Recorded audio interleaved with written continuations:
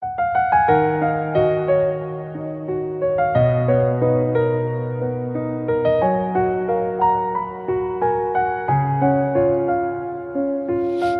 ถึงฉันบ้างไหมเวลาเธอยิ้มทำใจละลายก่อนจากไปเข้ามาทักทายดึงมือฉันเข้าไปจับหัวใจ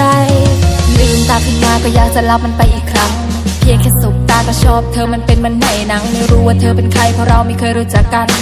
ถ้าไม่ใช่ความฝันก็อยากให้เธอนั้นคู่ฉันจินตนาการมันฝันตื่นมาแล้วเธอก็หายไปเป็นแค่ภาพลวงตาเธอมีตัวตนจริงๆใช่ไหมหรือเธอเป็นแค่วิญญาณมายามวิการมาหลอกล่อนใครฉันยังลองละลอยเห็นหน้าเธออย่าทำให้เพ้อใจยามฉันหลับตาฝันเห็นเธออยู่เป็นประจำเห็นภาพเธออยู่ทุกวันสมมติว่าเราได้คบกันมันจะเป็นอย่างไรทางว่าเธอได้จูบฉันจะกอดเธอไว้นานๆไม่ห่างไกลจากกันมีเพียงแค่รออาจจะขอให้แค่คิดอาจจะเพ้อบ้างสักนิดเพียงแค่เธอคิดถึงกันฉันจะรอคอยวันที่เราได้พบกัน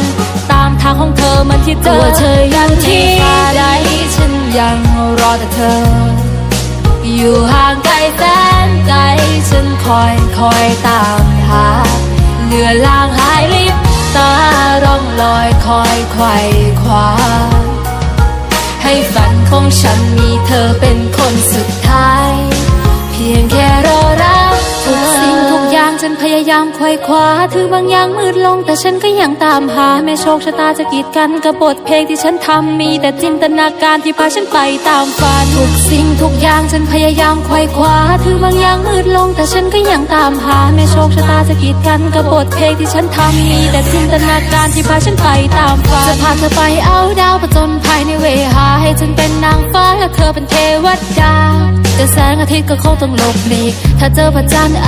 ก็คงต้องหลับอีกฉันจะรอแต่เธอมีแค่เธอคนเดียวเท่านั้นเธอคือท้องฟ้าที่ไล่แสงดาวมีแค่ฉันคนเดียวตั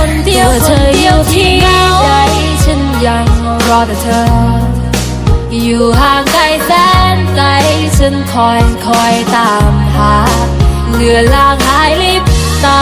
ร่องลอยคอยไขว่คว้าให้ฝันของฉันมีเธอเป็นคนสุดท้ายเพียงแค่รอรักเธอฉันยังรอแต่เธออยู่ห่างไกลแสนไกลฉันคอยตามหาเลือนลางหายลิบตาล่องลอยคอยไขว่คว้าให้ฝันของฉันมีเธอเป็นคนสุดท้ายเพียงแค่รอรัก